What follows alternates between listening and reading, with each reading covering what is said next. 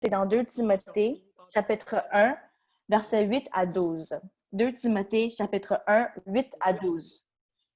N'aie donc point honte du témoignage à rendre à notre Seigneur, ni de moi, son prisonnier, mais souffre avec moi pour l'Évangile, par la puissance de Dieu, qui nous a sauvés et qui nous a adressé une sainte vocation, non à cause de nos œuvres, mais selon son propre dessein, et selon la grâce qui nous a été donnée en Jésus-Christ avant les temps éternels, et qui a été manifestée maintenant par l'apparition de notre Sauveur Jésus-Christ, qui a détruit la mort et qui a mis en évidence la vie et l'immortalité par l'Évangile.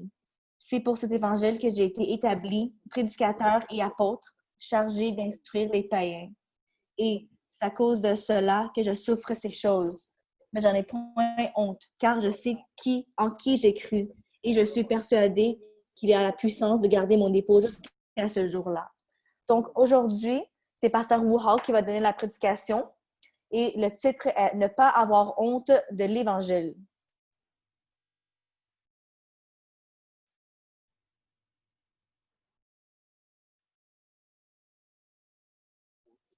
Bonjour à tout le monde qui est sur l'Internet, sur le cellulaire ou sur l'ordi. Bonjour tout le monde dans la paix. C'est déjà le deuxième culte dans le mois d'août. C'est aussi la deuxième journée parce que moi et Pasteur Joseph, on est physiquement à l'église. Donc ici, il y a plusieurs, devant moi, il y a plusieurs frères et sœurs qui m'écoutent aujourd'hui et qui aident le maintien du culte aujourd'hui.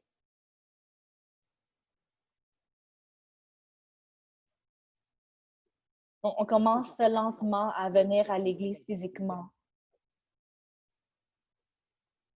Il y a beaucoup de volontaires aujourd'hui qui sont venus ici pour faire le ménage aussi. On est reconnaissant pour eux et on les remercie. Merci Dieu, ça fait 4 mois. On n'a pas eu de problème en ligne ou quoi que ce soit. Donc, on remercie Dieu. Et on n'a jamais arrêté de se rassembler dans la paix. Donc, on remercie pour la grâce de Dieu. Donc, prions aujourd'hui avant de commencer. Père au ciel, on te remercie pour la grâce que tu nous as donnée. Seigneur, notre Église, Grace, c'est ton corps. Tu nous as préparé une famille à Montréal. Seigneur, à cause du Seigneur Jésus, grâce au Seigneur Jésus, nous sommes une grosse famille. On vit les mêmes choses, on vit dans la souffrance ensemble. Et on a vécu une grâce ensemble. On te remercie pour ça. On te remercie aussi pour la grâce qu'on va vivre dans le futur aussi. Et aujourd'hui, tu sois avec nous encore une fois. Peu importe où on est présentement, mais ensemble, en ligne. Seigneur, que ton Saint-Esprit soit avec nous, qu'on soit touché par le même Saint-Esprit, qu'on soit en unité, qu'on puisse avoir la paix et la joie dans le Saint-Esprit, Seigneur. Seigneur, ceux qui souffrent physiquement ou spirituellement, émotionnellement, ceux qui souffrent émotionnellement aussi, Seigneur, que tu nous libères de tout ça, que tu aies la miséricorde en nous aujourd'hui. Oui, Seigneur, que tes œuvres soient manifestées aujourd'hui. On met tout en tes mains aujourd'hui, que tu sois parmi nous, avec les enfants aussi. On prie tout ça au nom victorieux de Jésus-Christ. Amen. Dans le passage aujourd'hui, il y a un mot qui est très familier et difficile. Donc, c'est la honte. La honte, c'est un sentiment que les gens de plusieurs cultures ont profondément vécu. De naître et grandir dans un environnement culturel chinois comme nous, nous pouvons ressentir particulièrement profondément à ce sujet. Je peux dire, sans exagérer, que la culture chinoise est une culture d'honneur et de disgrâce.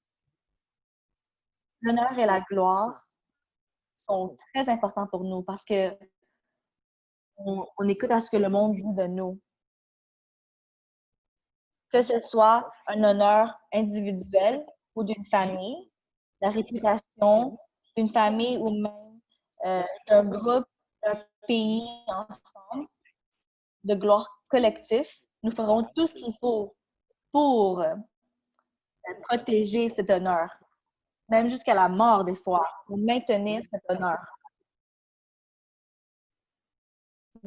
Donc, si vous avez été éduqué en Chine, il faut que vous ayez la collectif, l'honneur collectif. Vous avez été en Chine, quand on avait une bonne performance, on aurait une petite fleur rouge.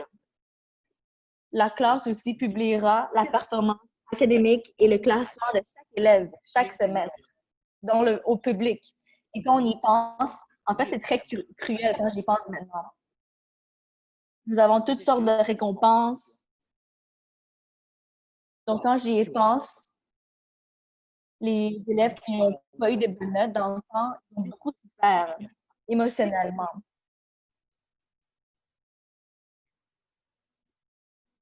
Donc, on avait plein de récompenses dans la société, dans le quartier, à l'école. Le titre d'honneur a continuellement été renforcé. Et la disgrâce aussi, à tous les niveaux de la société.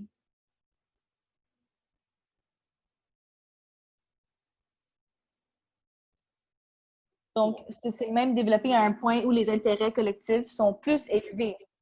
Même dans le pays, maintenant, c'est comme ça. Ces modes et ces modes de pensée et concepts sont très populaires.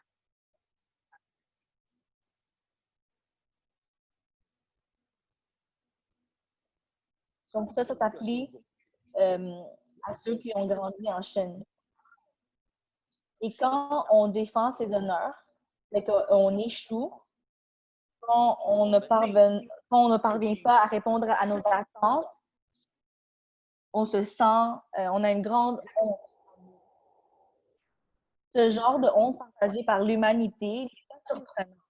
Parce que dans le troisième chapitre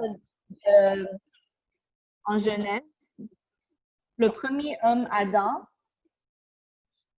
et Ève, ils ont senti de la honte. Donc, vous pouvez aller dans Genèse, chapitre 3, versets 7, 6 et 7. Ça dit que quand Ève a mangé le fruit de l'arbre du bien et du mal, et quand elle a donné à son mari Adam pour manger, leurs yeux ont été ouverts. Ils ont réalisé qu'ils étaient nus. Donc, qu'est-ce qu'ils ont fait après? Ils ont pris les feuilles d'un arbre pour se faire une jupe comme vêtement, pour leur cacher, pour cacher leur nudité. Donc, on voit que quand l'homme, il viole contre Dieu, après avoir commis un péché, quand ils ont péché contre Dieu, la première réaction d'une personne est la honte. Donc, dans le troisième chapitre de Genèse, ça dit, Dieu les a appelés dans le jardin et ils ont dit, j'ai entendu ta voix, j'avais peur. Parce que j'étais nue, je me suis cachée. Donc, les gens, ils avaient honte. Ils avaient peur de Dieu. Ces sentiments et cette expérience, ça s'appartient pas seulement à Adam et Ève, mais nous aussi. Lorsque chacun de nous, on pêche, on commet un péché, nous aussi, on ressentit le sentiment de honte et de peur. Ce sentiment, même si tu es chrétien ou pas chrétien, tu peux aussi ressentir ça. En tant que chrétien, tu as honte quand tu commets un péché. Si tu n'es pas un chrétien, ta honte, peut-être ça peut venir t'as blessé les personnes que tu aimes ou t'as blessé les personnes qui sont pas supposées être blessées par toi. Donc, dans l'écriture aujourd'hui, c'est très intéressant. Paul nous montre que la honte qui est causée par la chute de l'homme, même après avoir cru en Jésus, ça, c'est encore dans nos cœurs. Ça nous honte. En tant que chrétien, même en tant que chrétien, des fois, on a honte de l'Évangile. Est-ce que c'est vrai? Oui, moi, je trouve que c'est vrai. Je pense que chacun de nous a, euh, a vécu ça, a vécu cette expérience de honte. Avons-nous déjà été dans un environnement plein de non-croyants? On est gêné. On ne peut pas dire publiquement que nous sommes des chrétiens. Est-ce que ça t'est déjà arrivé? Par exemple, quand on est dans un restaurant ou quand on mange avec des non-croyants, avez-vous déjà eu honte? Est-ce que vous avez prié à voix haute devant eux? En vivant dans une ville très païenne comme Montréal, on trouve que dans plusieurs phénomènes et problèmes sociaux, lorsqu'il s'agit des questions d'éthique ou de moralité, lorsque nos opinions chrétiennes sont complètement différentes de celles de la plupart des gens, est-ce qu'on a honte de parler et d'exprimer nos points de vue à cause de la peur d'être isolé et la mentalité d'un troupeau qui est hors groupe? On a peur pour que les autres personnes sachent qu'on est chrétien. Moi, honnêtement, j'ai vécu tous ces sentiments. Je vais vous donner un exemple. Quand j'étais en France, dans un laboratoire en France,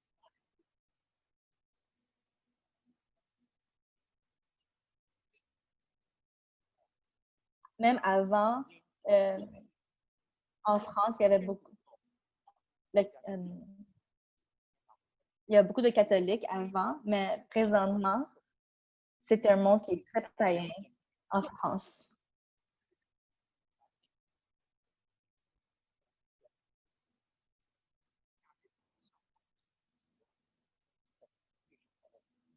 Donc, si vous allez en France, vous allez comprendre pourquoi au Québec, ici, c'est comme ça aussi la culture.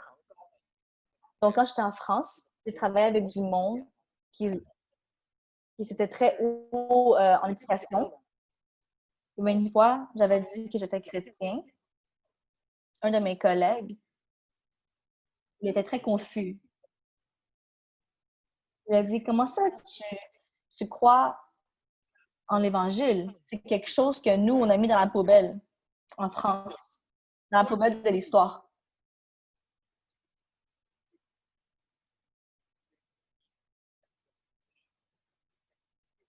Parce qu'en France, maintenant, leur pensée, c'est très moderne. Ils n'aiment pas l'histoire. Ils mettent tout ça comme dans la poubelle.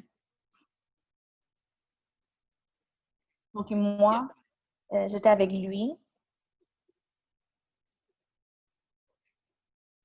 et on étudiait des trucs qui sont très, très intelligents. Donc, dans le temps, je ne savais pas comment lui parler de ça.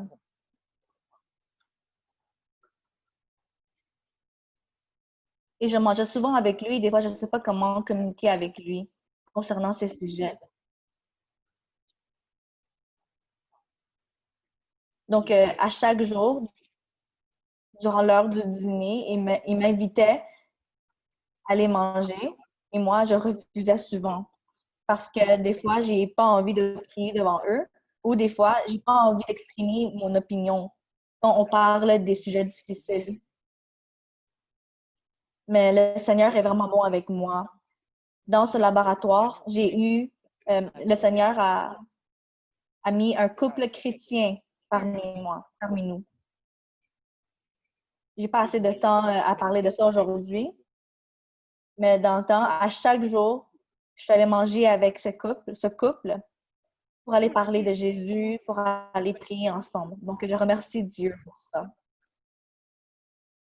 Quand nous sommes dans un environnement où est-ce que les opinions sont très différentes de toi, des fois, on a honte et on a peur.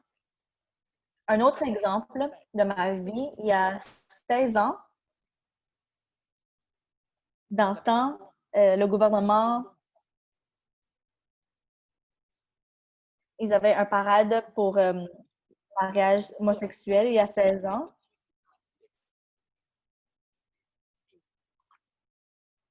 Moi et quelques chrétiens, on était dans une parade. On avait un chandail qui disait un mariage, c'est entre un homme et une femme. J'avais ça sur mon chandail et j'avais très peur.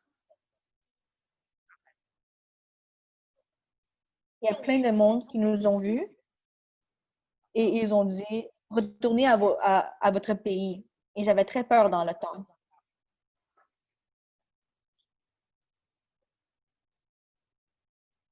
Dans le temps, je me sentais déjà comme un étranger. Et quand ils nous ont dit ça, j'ai encore plus senti que j'étais un étranger, donc j'avais peur. Quand tout le monde pense que nous, les chrétiens, on est fous et on manifestait contre cette loi, on réalise qu'on est la minorité de la société. Je m'en souviens, mon amie, pendant la manifestation, elle était elle avait tellement peur qu'elle se tenait même pas droit. Donc, c'est possible d'avoir honte à cause de l'Évangile. Dans l'Écriture aujourd'hui, Paul, il dit à Timothée, n'ayez pas honte de rendre le témoignage à notre Seigneur. N'ayez pas honte de l'Évangile. Donc, premièrement, Paul, il dit, n'ayez pas honte de rendre témoignage à notre Seigneur. Et deuxièmement, n'ayez pas honte des serviteurs du Seigneur qui sont persécutés et emprisonnés à cause du Seigneur. Et troisièmement, n'ayez pas honte de souffrir pour votre propre bien. Donc, allons regarder ça. Le premier point, c'est n'ayez pas honte de rendre témoignage à notre Seigneur.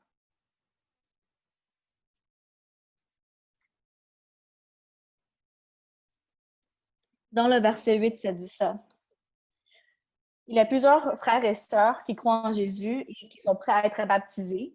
Quand je les invite à témoigner publiquement leur témoignage lors de leur baptême, il y a plusieurs personnes qui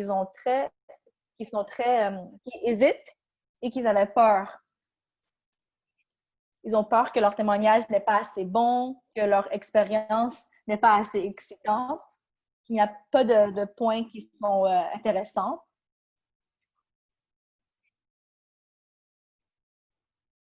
Ils ont peur des opinions des autres sur leur témoignage. Mais notre peur de tout ça, c'est à cause qu'on pense trop à nous-mêmes. Donc, je les encourage dans ces moments-là. N'ayez pas peur. Ne vous inquiétez pas parce que vous êtes pas en train de vendre vous-même. Le but, c'est pas pour que tout le monde se souvienne de toi. Le but de notre témoignage est pour témoigner pour notre Seigneur Jésus. C'est un bon moment pour évangéliser. Ou même, c'est comme une prédication. Et le centre, c'est Jésus-Christ. Quand vous pensez comme ça, vous n'avez plus peur de témoigner et vous n'avez plus peur d'avoir honte. Parce que le but n'est pas de centrer, le centre, c'est pas nous, mais c'est Jésus-Christ.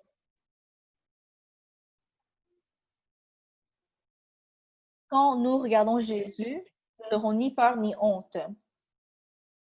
Et nous n'attirons pas l'attention des gens sur nous, mais à Jésus-Christ.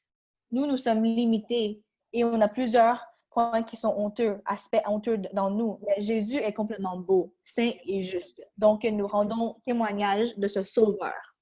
Le deuxième point, ça dit, n'ayez pas honte des serviteurs du Seigneur qui sont persécutés et emprisonnés à cause du Seigneur.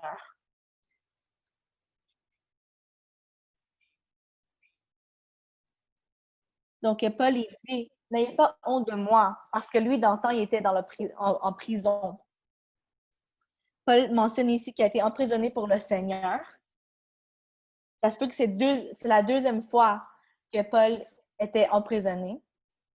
Et ça se peut que c'est la dernière lettre que Paul a écrite avant de mourir dans l'Empire romain. Donc, il sait déjà qu'il va mourir.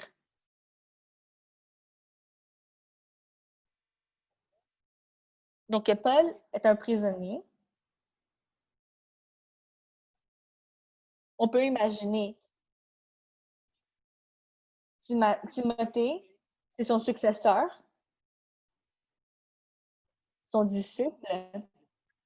On doit penser comment que Timothée doit penser. Son prof, son leader est en prison. Il doit avoir beaucoup de pression. Il doit penser, est-ce que le Dieu que je crois, est-ce qu'il existe vraiment? S'il existe, pourquoi il ne sauve pas mon leader?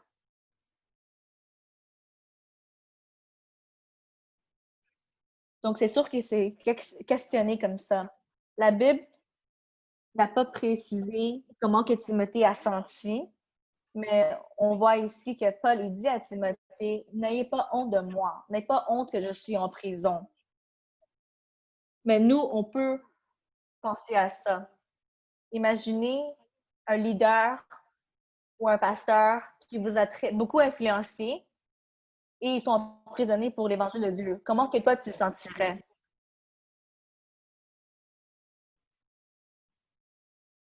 Donc, et toi aussi, peut-être, que le fait que tu l'encourages, que toi aussi, tu peux avoir de la persécution. Alors, pensez un peu comment que vous vous sentirez.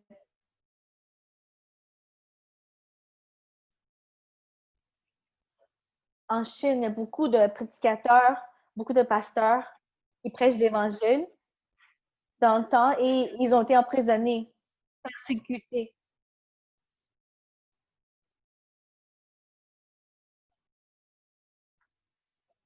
Donc, dans le temps, les personnes, si toi, tu supportais cette personne-là, même toi aussi, tu serais persécuté. Donc, dans ces moments-là,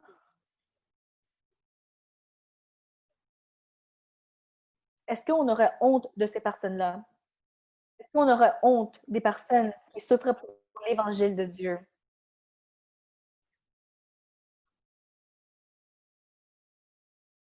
Donc, nous, soit qu'on a honte de eux, peut-être que nous aussi, on s'éloignera de eux. Ça s'applique dans nos jours d'aujourd'hui. L'an passé, en Chine, à Shinan, il y avait une famille église, une église famille. Je ne vais pas mentionner le nom du prêcheur, mais à cause de sa foi, il a été emprisonné par le gouvernement chinois. Ça fait l'an passé.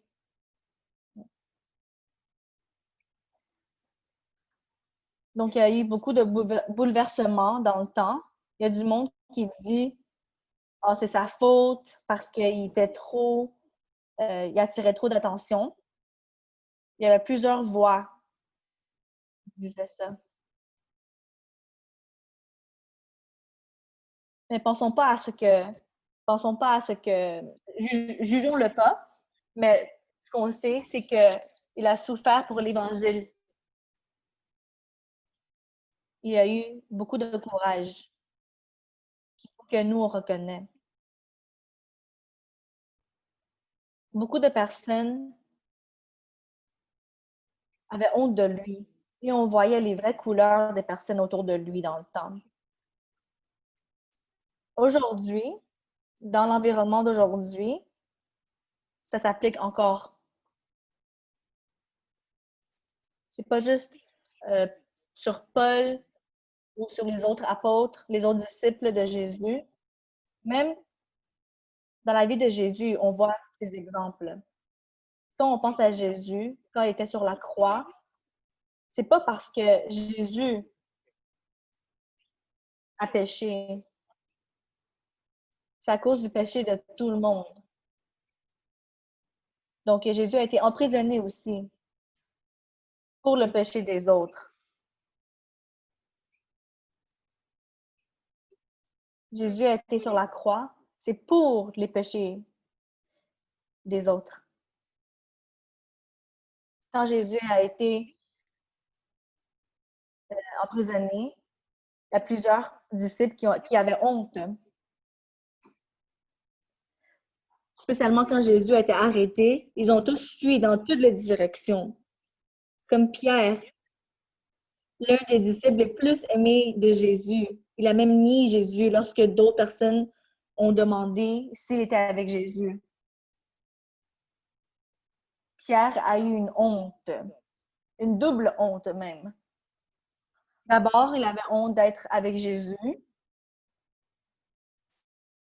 et il ne voulait pas que les autres le sachent. Après, quand le coq a chanté et a réalisé qu'il avait trahi le Seigneur, il a eu honte de son péché. Donc, on voit dans l'histoire, les disciples de Jésus,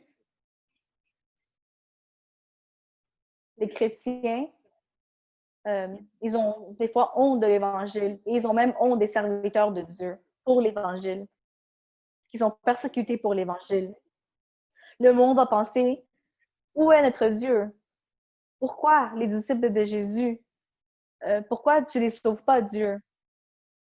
Donc, Paul ici, il dit, n'aie pas peur, n'aie pas honte des serviteurs de Dieu qui sont persécutés.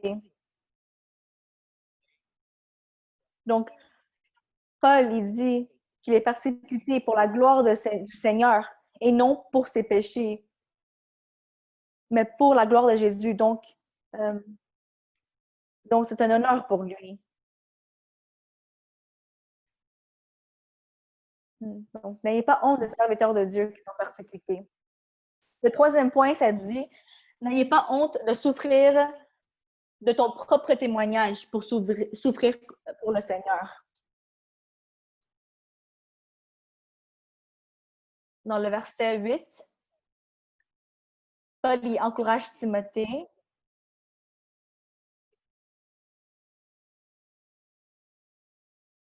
Il dit à Timothée,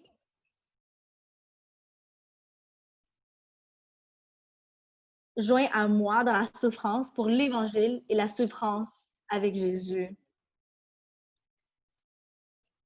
Donc, Paul, il sait que Timothée, un jour, lui aussi, il va être persécuté pour l'Évangile. Et même peut-être présentement, Timothée est en train de souffrir pour l'Évangile parce que son professeur, son leader est en prison.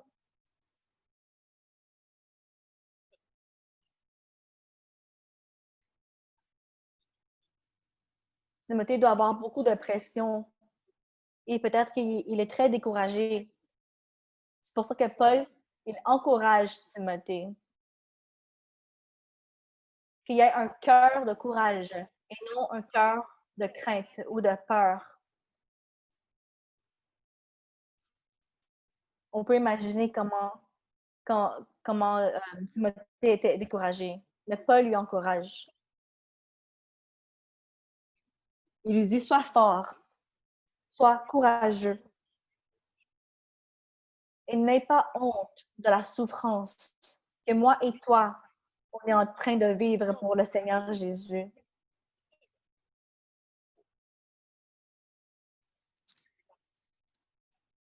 Timothée et Paul, quand ils souffrent pour l'Évangile, Il suit l'exemple de Jésus parce que Jésus, il a souffert aussi. Dans Pierre, 1 Pierre 2, 21, ça dit, et c'est à cela que vous avez été appelés, parce que Christ aussi a souffert pour vous, vous laissant un exemple afin que vous suiviez ses traces. Donc, Christ a souffert pour nous. Il a été le parfait exemple pour nous. On peut suivre ses traces. Paul, il dit à Timothée, n'aie pas honte. N'aie pas honte qu'il est emprisonné. Et n'aie pas honte que toi aussi, Timothée, tu vas souffrir. Donc, Timothée doit se préparer, il doit s'équiper pour souffrir pour le Seigneur. Donc, comment souffrir?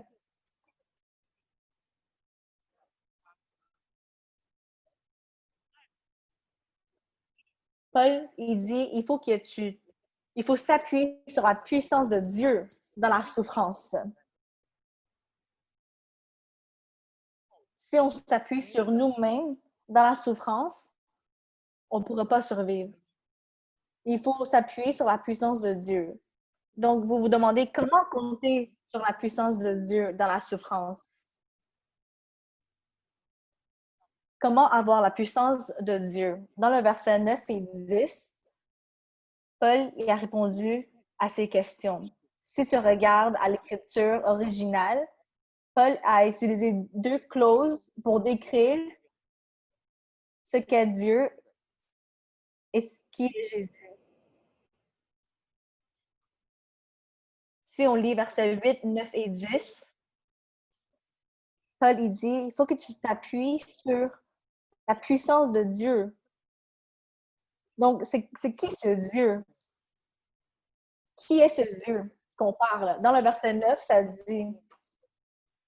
dit Dieu est un Dieu qui nous a sauvés. C'est pas nous qui nous a, qui nous a sauvés, mais c'est Jésus, c'est Dieu qui nous a sauvés.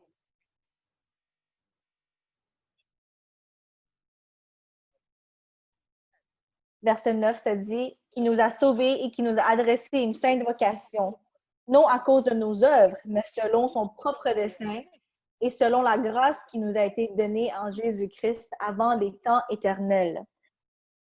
Donc, Dieu nous a appelés avec un saint appel, non pas selon nos actions, mais selon sa volonté et sa grâce.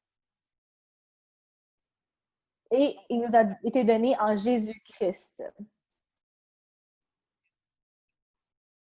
Dans Éphésiens, avant la création du monde, Dieu nous a choisis.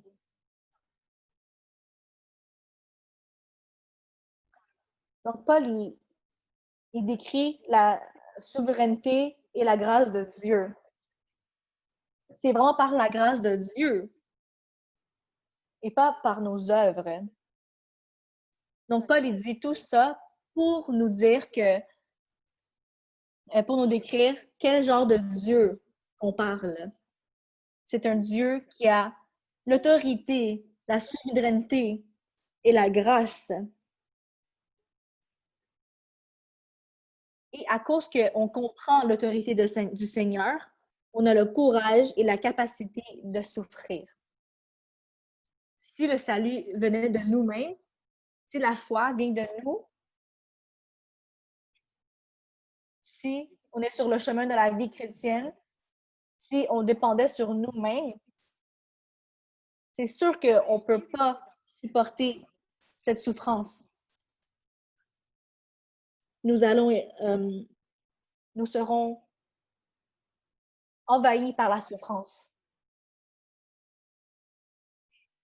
Donc, les humains, on a besoin de connaître le Seigneur. Et plus spécialement, il faut connaître la grâce et la souveraineté et l'autorité du Seigneur. Sinon, tu ne vas pas supporter cette souffrance. Au verset 10, Paul, il décrit c'est qui? C'est Jésus. Non seulement il faut connaître l'autorité et la grâce de Dieu, mais il faut aussi connaître qui est Jésus. Si quelqu'un ne connaît pas c'est qui Jésus, c'est impossible qu'il va s'appuyer sur la puissance de Jésus dans la souffrance.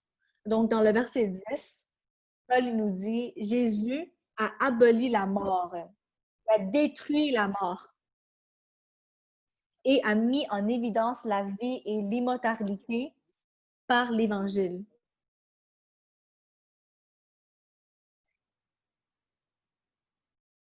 Donc, il a détruit la mort, il a apporté à la lumière.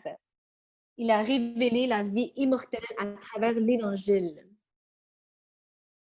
Je parlais de la mort avec plusieurs personnes récemment. Comment que les chrétiens doivent faire face à la mort? La mort, des fois, on a peur de ça parce qu'on parle de la destruction, de la séparation. Mais pour les chrétiens,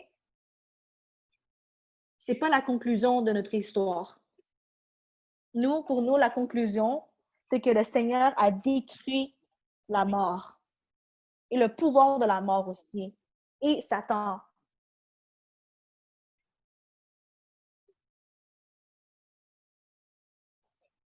Donc, le Seigneur Jésus est venu pour venir détruire les œuvres de Satan et nous sauver contre les chaînes de la mort. Donc, si Jésus a aboli la mort, quelle peur avons-nous? Pourquoi nous avons peur? Parce que la mort, c'est l'étape finale de la souffrance.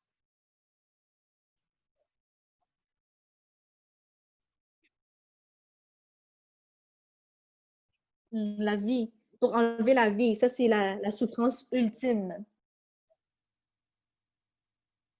Donc, si Jésus a aboli la mort, pourquoi on a peur? Paul dit à Timothée, il faut que tu connais Jésus comme étant le Dieu qui a l'autorité et la grâce et qui a détruit la mort ainsi que les œuvres de Satan. Seulement si tu connais tout ça, tu es capable de te tenir dans la souffrance. C'est la seule façon. Paul, il dit aussi à Timothée pourquoi il faut souffrir. Regardons versets 11 et 12. Ça dit souffrir pour avoir prêché l'Évangile et prêché la parole de Dieu.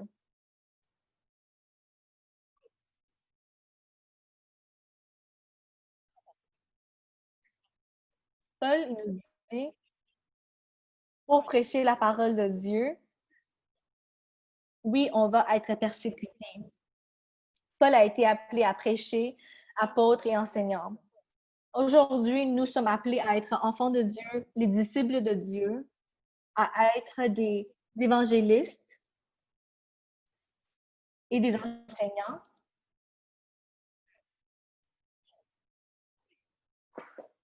Donc, c'est pas juste des pasteurs, mais aussi nous tous ici, quand on enseigne la parole de Dieu, quand on parle de la parole de Dieu, c'est la même chose.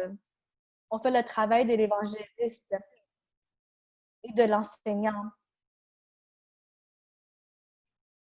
Donc, dans ce contexte, Paul nous dit que nous aussi, nous allons souffrir quand nous sommes des disciples de Jésus.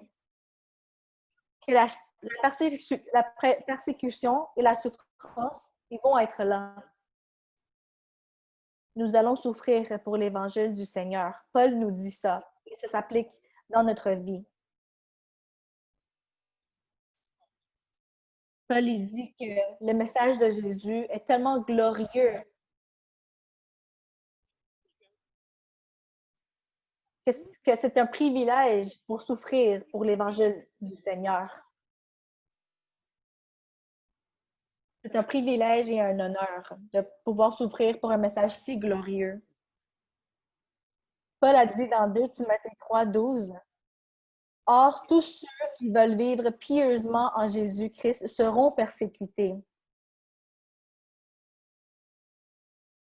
Aujourd'hui, même si nous n'appartenons pas à ce monde, nous vivons dans ce monde.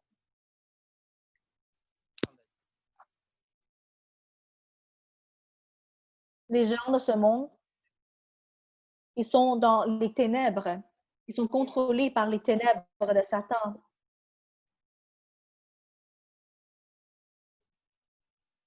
Nous, quand on ne s'associe pas dans les ténèbres, dans les opinions de ces gens dans les ténèbres, nous serons persécutés. Jésus nous dit, ces gens m'ont haï avant de vous haïr. Donc, ne soyez pas surpris quand vous êtes persécutés. Parce, parce que c'est supposé d'être là, ces persécutions.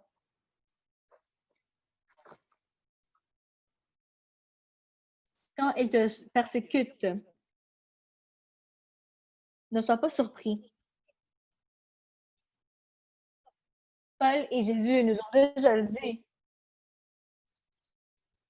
Jésus a souffert ses souffrances et ses persécutions. Donc, nous, en tant que disciples de Jésus, c'est normal. Ce n'est pas surprenant. Pourquoi on souffre? On souffre pour l'Évangile, pour prêcher la parole de Dieu, le message de Dieu. On ne veut pas nous associer avec les actes des ténèbres dans ce monde. C'est très normal pour nous, pour les chrétiens. Donc, n'ayez pas peur et ne soyez pas surpris, ne soyez pas découragés quand vous voyez ces souffrances. Parce que c'est normal que c'est arrivé. Paul, il nous dit, n'ayez pas honte de vos souffrances. Pourquoi ne pas avoir honte de nos souffrances? Paul nous dit, Paul il dit, je souffre, mais j'ai pas honte. Pourquoi? Parce que je sais en qui je crois.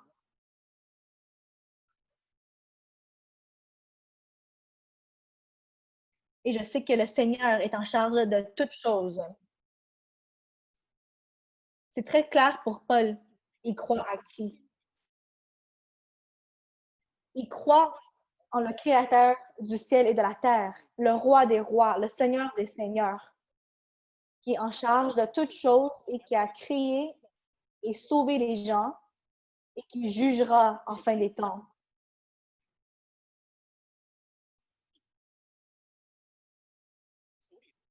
Donc, si je souffre pour lui, pour un Dieu comme lui, je n'aurai pas honte.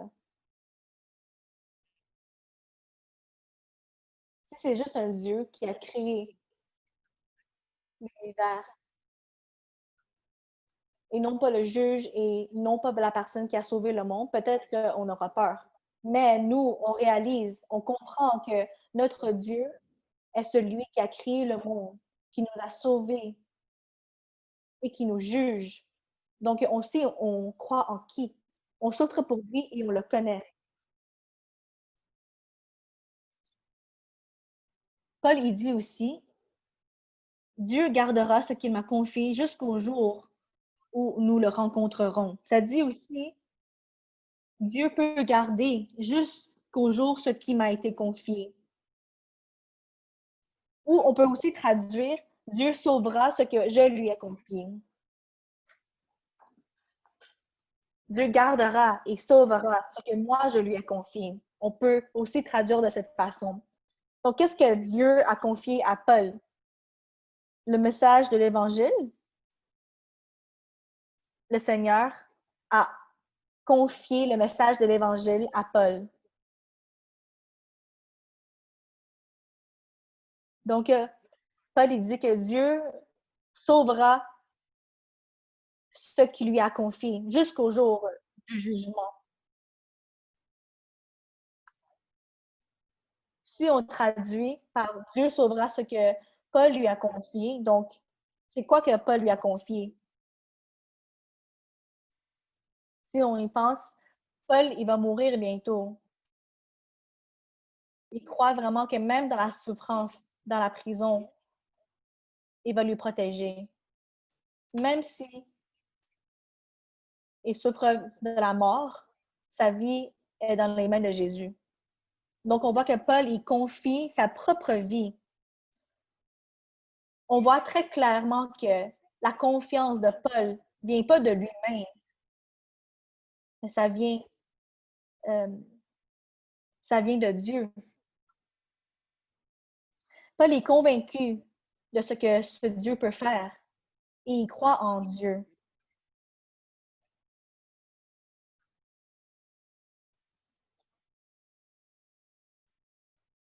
Donc, il y a plusieurs personnes, il y a plusieurs prédicateurs qui sont fausses. Ils parlent de eux-mêmes. Ils parlent de comment eux, ils peuvent se tenir dans la souffrance à cause de eux-mêmes. Mais Paul, il dit que sa confiance vient de Dieu et non lui-même. Donc, il s'appuie sur la puissance de Dieu et non la puissance de lui-même parce qu'il est conscient, il croit en qui. Il sait que ce Dieu va protéger ce qu'il lui a confié. Donc, frères et sœurs, quand on voit ces versets, quand on voit ces chapitres, on voit comment Paul, il encourage il encourage Timothée. Il lui dit de ne pas avoir honte. N'aie pas honte de témoigner pour le Seigneur. N'aie pas honte des serviteurs du Seigneur qui sont en train de souffrir et persécutés par l'Évangile.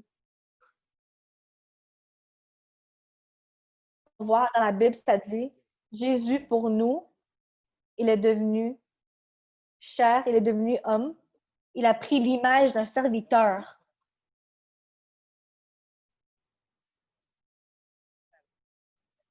Il est devenu un homme qui est persécuté, qui souffre, un corps qui souffre. Nous tous ici, on a un corps qui souffre, un corps dans la chair qui souffre, qui est persécuté.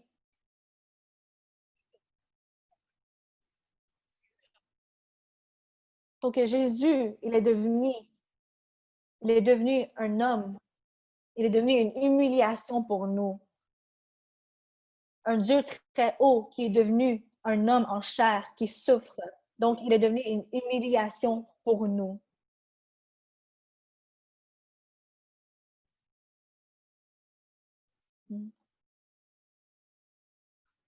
Dans Ésaïe 53, ça dit que Jésus était souvent dans la peine et il souffrait souvent pour nous sauver de nos péchés, pour nous libérer de la honte du péché à cause de la honte apportée par le péché original de Adam et Ève. Donc, il a subi toutes sortes d'humiliations.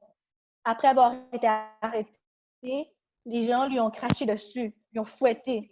Ils se sont moqués de lui et plusieurs d'entre eux ont dit, si tu es vraiment le Fils de Dieu, pourquoi tu ne te sauves pas? Jésus a été cloué nu sur la croix.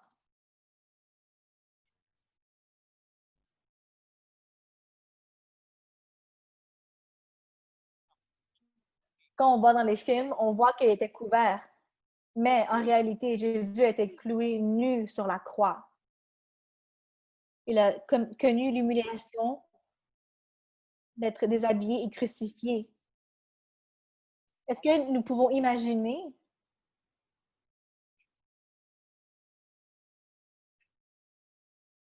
non seulement sur la croix, mais toute sa vie, il a subi beaucoup de peine émotionnelle. Et tout ça, toutes ces expériences d'humiliation, c'est pour nous libérer du péché.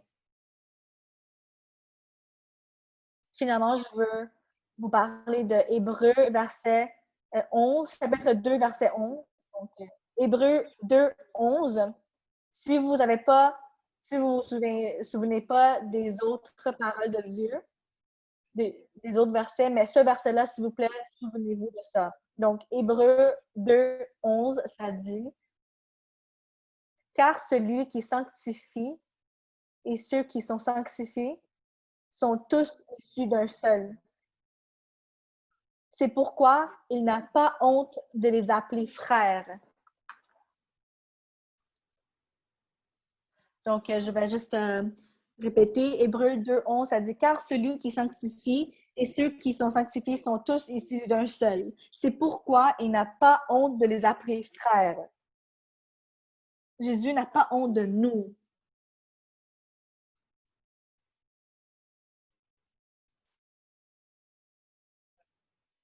Donc, vous voyez, ça dit « Jésus n'a pas honte de nous. » Il nous appelle frères. Il n'a pas honte de nous appeler frères. Nous, on est qui? On est de la poussière. On est tellement petits, tellement blessés. On est des pécheurs. Mais Jésus, le roi des rois, le Dieu de l'univers, il dit qu'il n'a pas honte de nous appeler ses frères. Non seulement il nous appelle ses frères, il dit qu'il n'a pas honte de nous appeler ses frères. Donc, si Jésus n'a pas honte de nous, nous, en tant que disciples de Jésus, devrions-nous avoir honte de l'évangile de Jésus? À cause de la souffrance de Jésus, et si nous, on souffre pour Jésus, devrions-nous avoir honte? Non, frères et sœurs. Il ne faut pas qu'on ait honte de l'Évangile, parce que même Jésus n'a pas honte de nous. Que le Seigneur nous aide, surtout en cet âge de rébellion.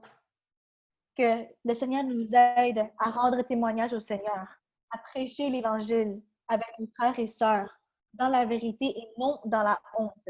Dans la vérité, dans l'espoir et dans la joie qu'on puisse accueillir la souffrance. Dans la joie et non dans la honte. Que le Seigneur et la parole